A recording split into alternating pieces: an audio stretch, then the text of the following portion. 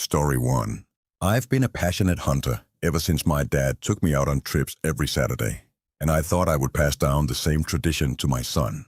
During the setting of this story, my son Peter was 10 years old. I figured that was a good age to introduce him to the world of hunting. I armed Peter and myself with Remington Model 798 sniper rifles. However, I carried it until I found the spot where I usually find game. We could have used the deer hunting tower hidden deeper in the woods, but I figured that wouldn't be the best first-time experience. I handed him the gun when we were set up. I had already taught him the basics of firearms, so it wasn't like I was taking him out there with no experience.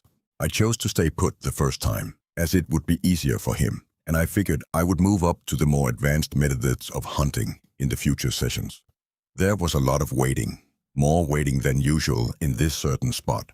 I could see Peter was getting bored, constantly yawning and sighing, and that disappointed me. I didn't want him to think this sport was that boring. So I packed up our stuff and told him we're moving. He seemed to perk up a bit with excitement, and that made me happy. As soon as we began walking, I heard footsteps. I put my arm in front of Peter silently and motioned for him to raise his gun. He did, with excitement, until I spotted someone's head peer out from around a tree in the distance. I pushed the gun down immediately, a bit disappointed, but also relieved that Peter didn't shoot. I gave him a quick little apologetic wave, and with that, he disappeared back behind the tree, out of sight. Was he another hunter? I couldn't tell, but from what I saw of him, even in the distance, there was something off-putting about his face. I couldn't put my finger on what it was. At that moment, seeing somebody this deep into the woods was rare and also strange. And this guy didn't exactly look like a hunter. So, as a safety precaution, I suppose, I steered Peter in the other direction. Still no sign of any deer. Peter asked me about the man, like who I thought he was, for example.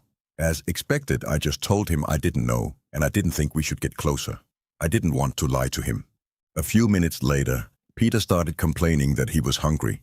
I was getting pretty hungry myself, so we stopped and unpacked our snacks. I was extremely disappointed that nothing had happened by now. While eating my sandwich, I heard footsteps again in the distance. Peter did too, as he immediately picked up his rifle and pointed it in that direction. I felt my heart drop when I could see the same man from before peering out from another tree at us. I lowered Peter's gun again, and I noticed he seemed a bit uncomfortable now, as was I. I told him to wait there while I began to walk over to the man, trying to emotionally prepare myself to confront him. About halfway over, I stopped and thought to myself, what the hell am I doing? My son is right over there. I turned around and hurried back to Peter, telling him it's time to go. If you had your son in the middle of the woods and you thought you were being stalked, odds are you would just want to get out of there too. We were not running. We were merely walking back to the road. I was mentally waiting for a twig snap or a leaf crunch from behind us, and when it happened, I nudged Peter to go along ahead. I angrily turned around and stormed towards the man, who was once again peering from behind a tree. I'd say when I got within 30 feet from the tree, he moved back behind the tree out of sight.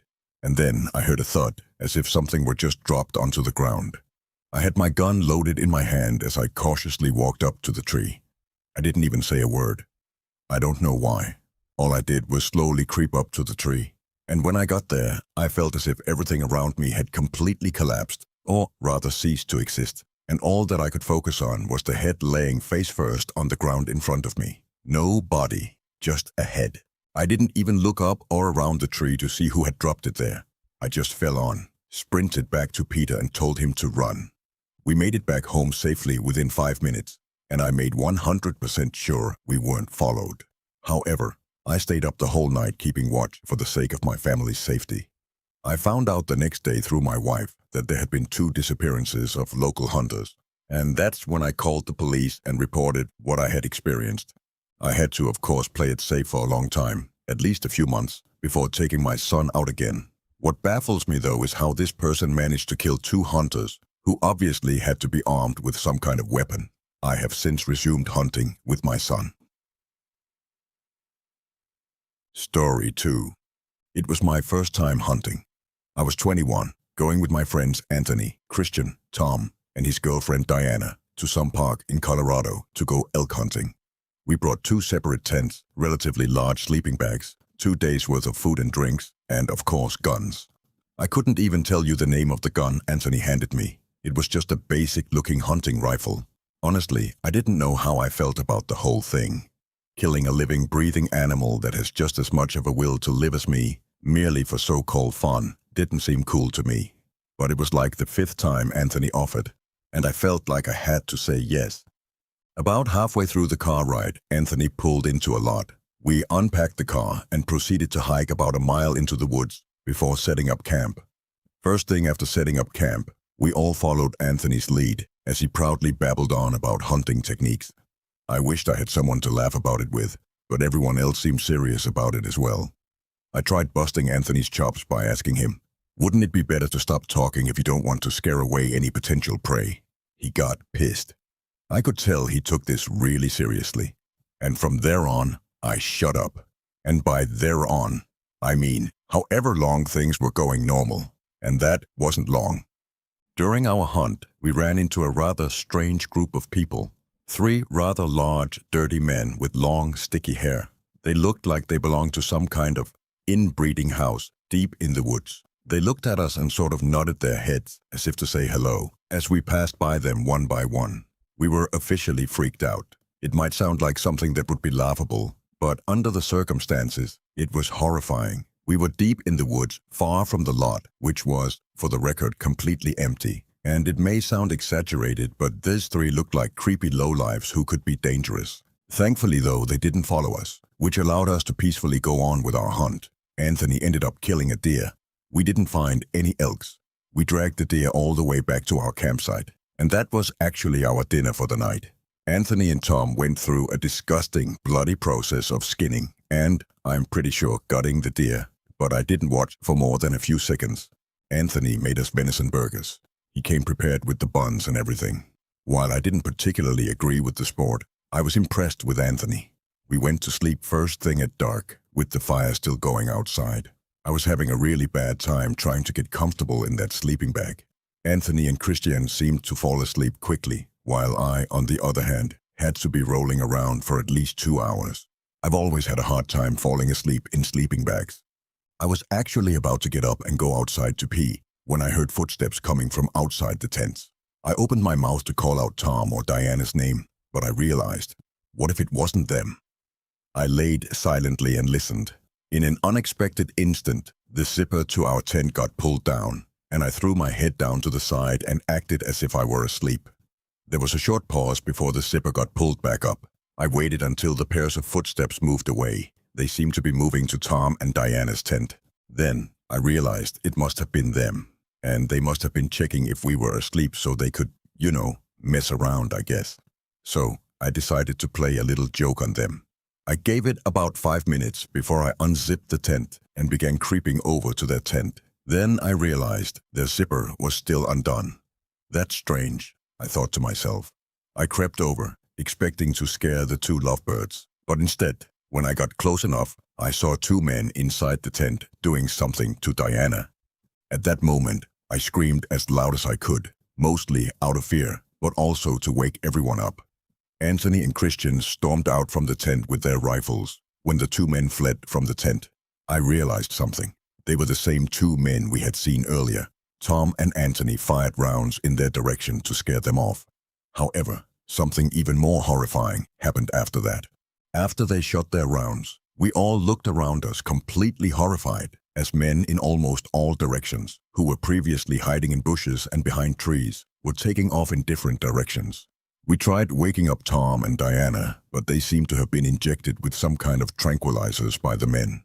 We had no choice but to wait until they woke up, which took about maybe half an hour. Running back to the car in that pitch-black forest was one of the most horrifying moments of my life. We don't know who all those people were. They could have been part of some secluded inbreeding house for all we knew, or even some kind of cannibalistic family. We have no idea what they were planning on doing with Tom and Diana, but we're just happy we all got out of there safely. Story 3. I was doing some night hawk hunting in the woods near my backyard. I was hiding in the tower I had built about a decade ago.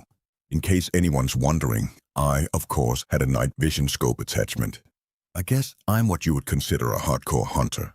I don't want to bore you with unnecessary story-prolonging details, so I'll make this short. And I want everyone to know that, though I agree this story sounds far-fetched and crazy, it is nothing but the truth.